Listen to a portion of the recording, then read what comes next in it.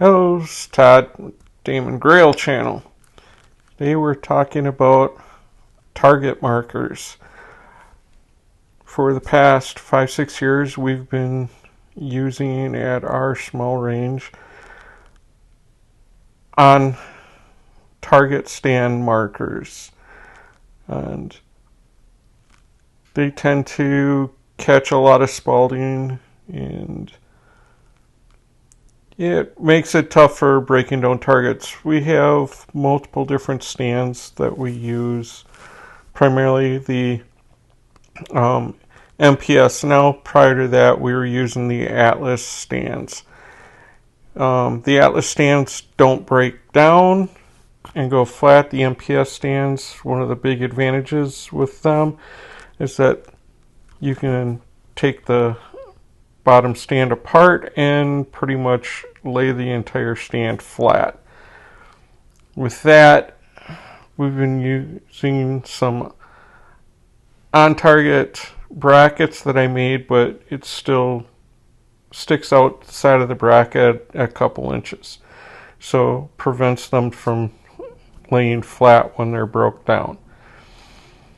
So we're in our off months right now, so I'm working on doing some upgrades and go off of what I found in another club.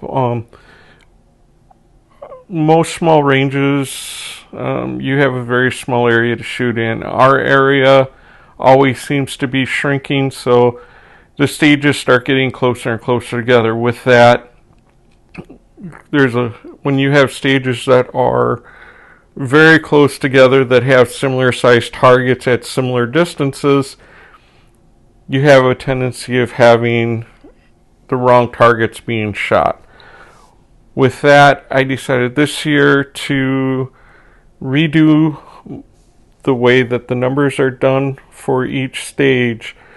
In past, they were just whatever number we put on it in sequence. If it started at stage 1, it'd be target 1, target 2, target 3.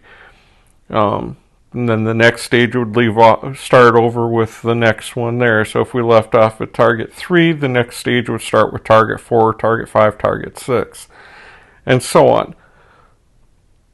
I decided to redo the numbering based off of another club that I shoot at. I liked their system of numbering. Each stage starts with a new number. So, for instance, as seen here behind me, stage 1 would be target 11 and target 12.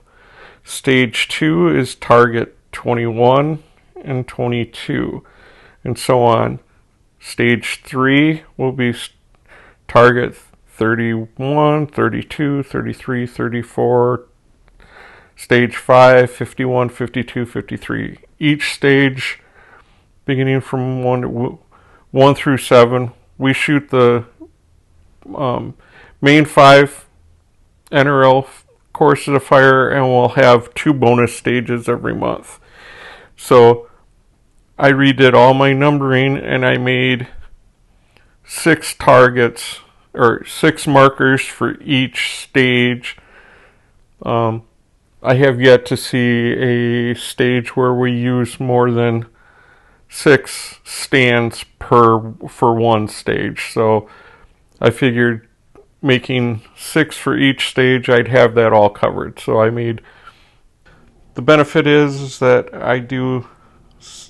on the side, I do have a sign business, so I can make a lot of my own vinyl lettering and stuff. That being said, most everything I'm using for this you can buy either off of Amazon, Menards, local hardware store.